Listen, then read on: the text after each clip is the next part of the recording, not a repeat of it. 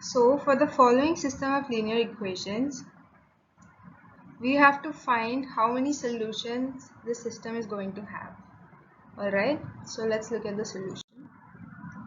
Now here as we can see that all of the values of the product are equal to 0. So this implies that this is a homogeneous system. Alright, now let's find the determinant value of these. So when we calculate this value, we get the answer as 0. This implies that this system has infinitely many solutions. Alright, as we know that homogeneous system can either have a unique solution or infinitely many solutions. So now that the determinant value is 0, we know for sure that there are infinitely many solutions exist. So no solution cannot be our answer. So that term is cancelled. Now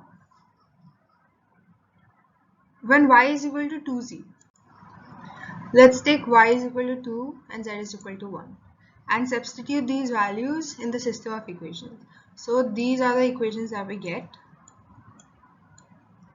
and this is not possible.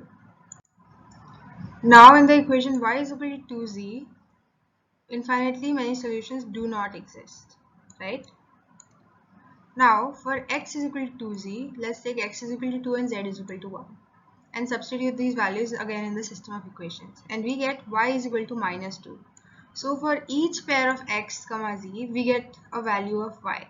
Therefore for x is equal to 2z, infinitely many solutions exist.